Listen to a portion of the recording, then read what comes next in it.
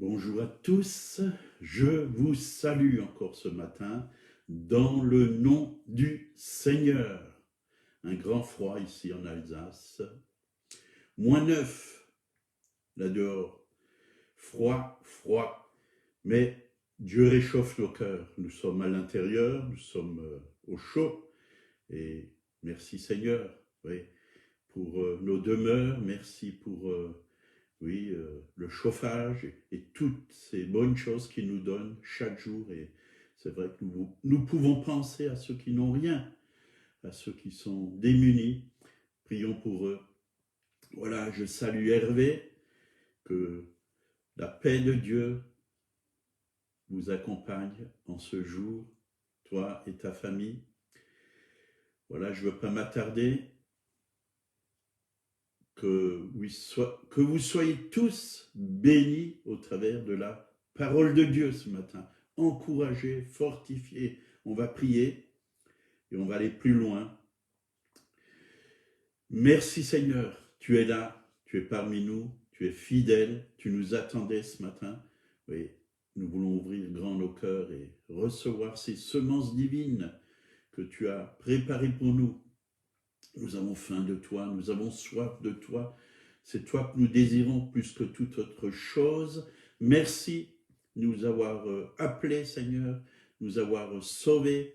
Merci pour ta fidélité. Chaque jour, tu es avec nous jusqu'à la fin du monde. Au nom de Jésus. Amen. Voilà, ce matin, on va parler de la prière du juste. Elle est efficace.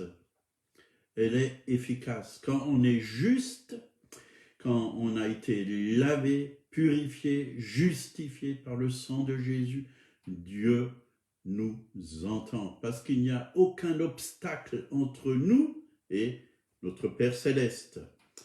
On va prendre Jacques chapitre 5, versets 16 à 18. Confessez donc vos péchés les uns aux autres et priez les uns pour les autres afin que vous soyez guéris. La prière fervente du juste a une grande efficace. Élie était un homme de la même nature que nous. Il pria avec instance pour qu'il ne plût point et il ne tomba point de pluie sur la terre pendant 3 ans et 6 mois. Puis il pria de nouveau, et le ciel donna de la pluie, et la terre produisit son fruit. Donc, comme nous venons de le lire, quand on est ensemble avec des frères et des sœurs, nous devons nous mettre en ordre.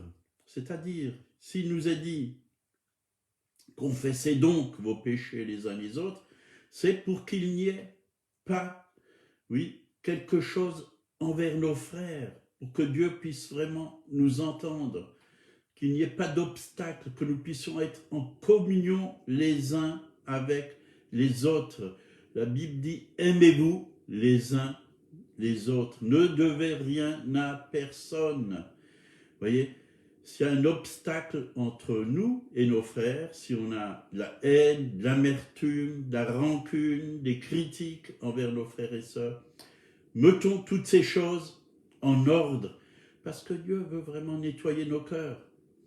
Il désire que nos cœurs soient purs devant lui. Oui, et aussi envers nos frères et sœurs, que nos cœurs soient vraiment nettoyés par le sang de Jésus. Demandons-nous pardon les uns les autres, afin que vraiment il n'y a pas d'obstacle, que nous soyons unis, un devant sa face, et que quand on prie ensemble, Dieu peut nous exaucer. Oui. Quand 2 ou 3 sont assemblés en mon nom, je suis au milieu d'eux. Mais que nos cœurs soient en ordre devant Dieu. Confesser les péchés les uns aux autres, oui, ça enlève les obstacles. Et Dieu guérit nos cœurs aussi. Dieu désire que nos cœurs soient guéris, qu'il n'y ait pas vraiment des blessures, parce qu'on a entendu une parole qui nous a déplu, on est blessé. Dieu veut guérir tout ça. Voilà, Dieu veut enlever toutes ces choses pour que le dialogue passe, pour que la communion fraternelle soit établie dans son Église, dans son corps. Nous devons nous ouvrir, nous demander pardon. Le pardon est une puissance qui nous libère. Si on ne pardonne pas, il y a un obstacle, il y a un poids, et ça peut même nous emmener des maladies à l'intérieur et même physiques. Voilà, nous avons besoin de mettre notre vie en ordre. La prière fervente du juste a une grande efficace. C'est quoi quelqu'un qui est juste? Comment peut-on devenir juste? Bien sûr, la Bible dit qu'il n'y a pas un juste. Tous sont péchés et sont privés de la gloire de Dieu. Et que toute la justice de l'homme est comme un linge souillé. Et c'est vrai, la justice de l'homme est comme un linge souillé. Mais c'est Dieu qui nous justifie par son sang. Romains 5, verset 9. À plus forte raison donc maintenant que nous sommes justifiés par son sang, serions-nous sauvés par lui de la colère. Quand Dieu nous pardonne, il oublie tous nos péchés, la Bible dit. Il ne s'en souvient plus. Il les a jetés au fond de la mer, dans la mer de l'oubli. Il les oublie, il nous purifie. Quelque chose de purifié n'existe, c'est pur, c'est plus là. C'est enlevé par le feu de Dieu et par le sang de Jésus. C'est Dieu qui nous a justifiés. C'est Dieu qui nous a rendus justes. Nous sommes sauvés par lui de la colère. Vous voyez, Dieu n'est plus en colère contre nous parce qu'il voit le sacrifice de Jésus qui a été accompli dans nos vies. Il voit que nous avons été rachetés par son Fils, lavés par son Fils, que nous lui appartenons. Et que nous sommes devenus aussi des fils bien-aimés, comme Jésus est le Fils bien-aimé. Nous sommes devenus des fils bien-aimés. Et on peut maintenant nous approcher de lui. Parce que nos cœurs ont été lavés et purifiés. Et que nous dit 2 Corinthiens 5, 21, celui qui n'a pas connu le péché, donc Jésus-Christ, il n'a jamais péché, il n'a pas connu le péché, il l'a fait devenir péché pour nous, afin que nous devenions en lui justice de Dieu. Vous voyez, il y a eu un échange. Il a pris notre péché, notre injustice sur lui et il nous a donné, oui, sa pureté, oui, sa justice. Et nous sommes devenus justice de Dieu en Jésus-Christ. C'est lui qui l'a fait. Il y a eu cet échange divin. Proverbe 15, verset 29 nous dit « L'Éternel s'éloigne des méchants, mais il écoute la prière des justes. » Maintenant, Dieu écoute vos prières si vous avez été rachetés par le sang de Jésus-Christ. Il entend vos prières et il les écoute pas seulement, il les exauce. Il les exauce. Hébreu nous encourage, Hébreu 4, verset 16, « Approchons-nous donc avec assurance du trône de la grâce afin d'obtenir miséricorde et de trouver grâce pour être secourus dans nos besoins. » Vous voyez, Dieu veut nous secourir dans nos besoins, mais nous devons nous approcher du trône de la grâce. Dieu ne le fera pas à notre place. Il y a un trône qui s'appelle le trône de la grâce. Dieu nous fait grâce. Si on a manqué, si on a péché, si il y a eu quelque chose qui n'était pas en règle dans notre vie, on peut s'approcher de ce trône. C'est un trône où Dieu nous fait grâce. Nous avons un avocat auprès du Père, Jésus-Christ, dit la parole, le juste. Lui, il est juste.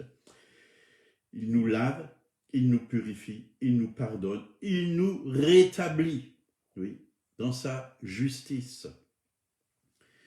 Donc, l'être humain, quand il pêche devant Dieu et devant les hommes, il est culpabilisé. Et à l'intérieur de lui, il y a la conscience du péché. Il sait qu'il a péché et il est culpabilisé. Il se sent coupable. Mais nous devons réaliser que le sang de Jésus nous purifie. Et cette conscience de culpabilité, oui, de condamnation, oui, qui est là par le sang de Jésus, elle est enlevée. Et Dieu met en nous une nouvelle conscience, une conscience pure. Il met la conscience de la justice. Nous nous approchons de Dieu, nous savons que nous sommes justes parce qu'il nous a justifiés et qu'il nous exauce, il nous entend. Parce qu'il entend la prière des justes. Il répond, il exauce la prière des justes. Et nous devons vraiment apprendre à garder cette conscience de justice au lieu de la conscience du péché. Bien souvent, on a plus la conscience du péché que la conscience de la justice. Dieu veut qu'on se tienne dans sa justice, pas dans la nôtre, mais dans sa justice. C'est grâce au sacrifice qu'il a accompli pour nous sur la croix de Golgotha que nous pouvons nous tenir vraiment dans cette conscience de justice, que toute condamnation est ôtée de nos vies, de nos cœurs. Jacques, chapitre 5, on revient, versets 17 et 18. Élie était un homme de la même nature que nous. Il pria avec instance pour qu'il ne pleuve point, et il ne tomba point de pluie sur la terre pendant 3 ans et 6 mois.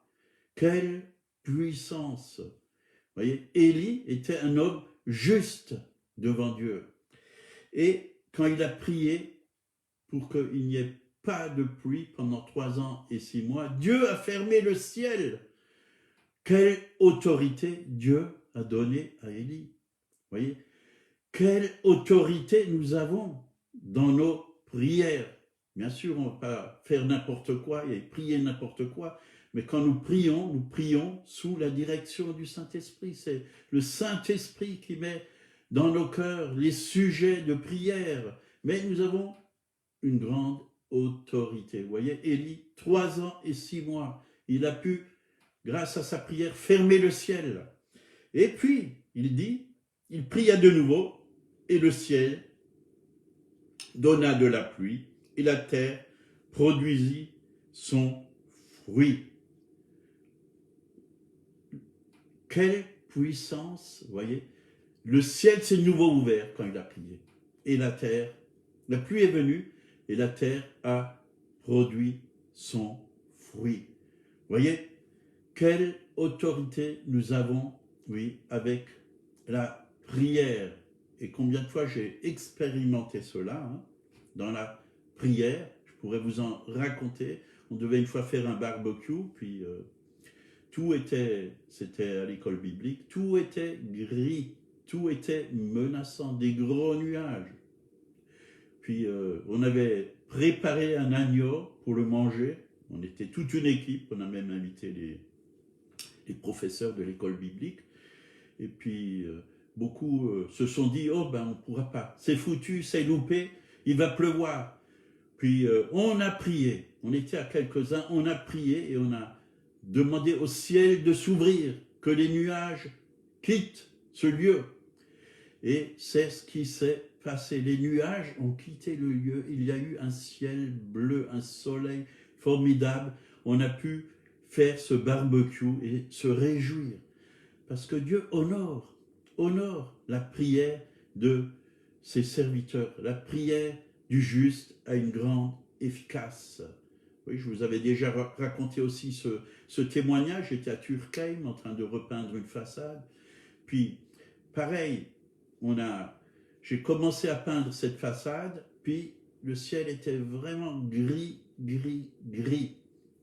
Et c'était menaçant, et c'était une peinture acrylique que j'ai mis spéciale façade, oui, sur cette façade, et s'il allait pleuvoir, ça allait tout laver, et tout était foutu. Travail, il fallait tout recommencer.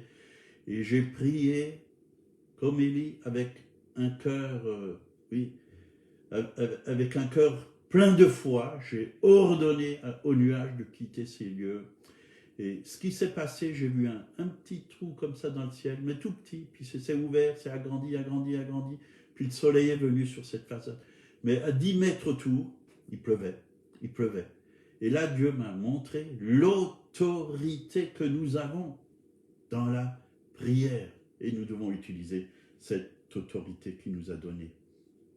Oui, le ciel s'est ouvert, et la pluie est tombée, et la terre a produit son fruit. Dieu veut que nous produisions beaucoup de fruits. Dieu veut entendre nos prières. Dieu veut envoyer son esprit. La pluie, ça représente l'Esprit Saint. Dieu veut toucher des gens par son esprit quand on prie. Dieu veut transformer des vies. Dieu veut sauver des vies. Dieu veut rétablir des situations dans les couples qui sont divisés.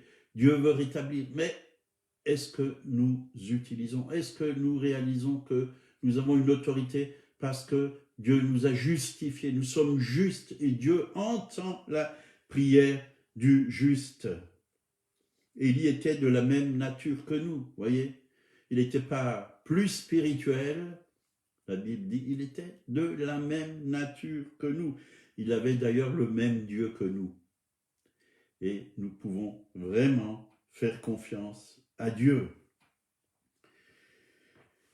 Donc 3 ans et 6 mois, il n'a pas plu, c'était la sécheresse. Mais Dieu a agi au bout de 3 ans et 6 mois et la bénédiction est venue. Psaume 66, versets 18 et 19. Si j'avais conçu l'iniquité dans mon cœur, le Seigneur ne m'aurait pas exaucé. Voyez ce qui nous empêche d'être exaucés, c'est quand nos cœurs ne sont pas en ordre. Être justifié veut dire être en ordre avec Dieu. Mais Dieu m'a exaucé, il a été attentif à la voix de ma prière. Dieu m'a exaucé, il était attentif à la voix de ma prière. Béni soit Dieu qui n'a pas rejeté ma prière et qui ne m'a pas retiré sa bonté. Vous voyez, Dieu entend nos prières. Elles ne montent pas au plafond, elles ne restent pas collées au plafond. Nos prières vont directement devant le trône de Dieu. Elles touchent le cœur de Dieu. Dieu est ému quand on prie. Oui. Et Dieu, quand il voit ses enfants lui demander quelque chose qui est selon sa volonté, il ne peut que faire de les exaucer. Parce qu'il est fidèle à sa parole. Quand nous prions selon la parole de Dieu, Dieu ne peut que nous exaucer. Il ne peut pas mentir à sa parole. Sa parole est la vérité. Elle doit s'accomplir. 1 Pierre 3, verset 12. Car les yeux du Seigneur sont sur les justes et ses oreilles sont attentives à leurs prières. Voyez, les yeux du Seigneur. Vous vous rendez compte? Dieu nous suit. Ses yeux sont sur nous. Il nous regarde partout où on est, partout où on va. Il nous regarde et il est attentif à leur prière. Il attend qu'on prie. Il attend. La Bible dit, priez sans cesse. En tout cas, moi, je sais que j'ai beaucoup de choses à demander au Seigneur. Pourquoi j'ai beaucoup de choses? Parce que je connais beaucoup de gens autour de moi qui ont des difficultés, des problèmes. D'autres ne sont pas sauvés et ont besoin du secours de Dieu. Et je veux me mettre entre Dieu et ces personnes pour prier, pour intercéder, afin que quelque chose se passe.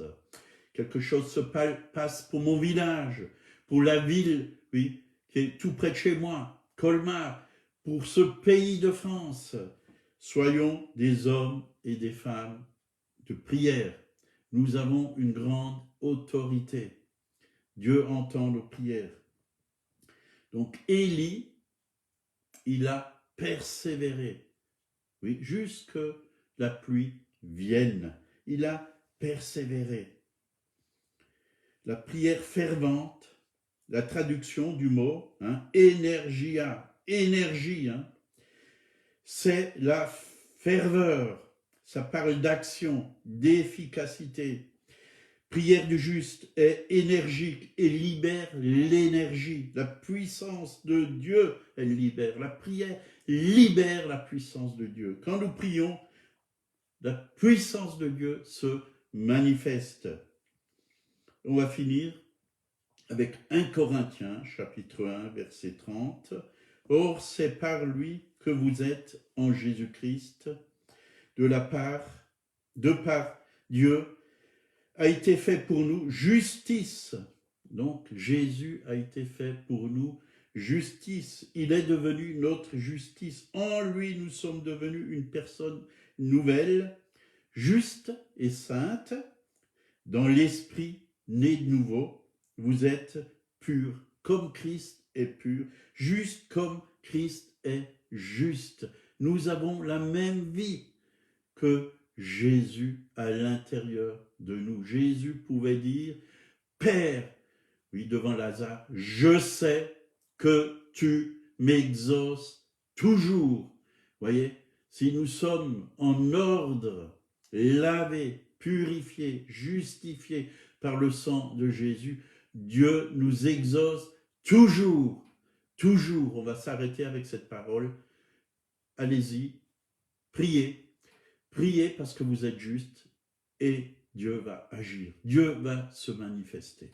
Que le Seigneur vous protège en ce jour, vous garde et qu'il vous encourage et que vous puissiez voir l'exaucement de vos prières. Et si quelqu'un parmi vous qui écoutez cette vidéo, vous ne connaissez pas Jésus, Jésus vous aime et veut vous justifier par son sang, vous purifier par son sang. Il est mort à la croix pour vos péchés.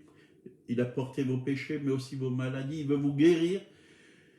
Vous pouvez l'accepter comme votre sauveur. Il est le sauveur, mais il est aussi le Seigneur de tout l'univers. Il est le Dieu créateur de toutes choses. Et il veut vraiment vous délivrer, vous bénir, vous toucher, faire de vous une nouvelle création, un fils, une fille, et vous communiquez son amour. Acceptez-le comme votre sauveur personnel. Lisez sa parole et vous allez voir que votre vie va être transformée. Voilà, que Dieu vous bénisse. Passez une bonne journée en sa présence. À demain, on continue sur la prière. Au revoir.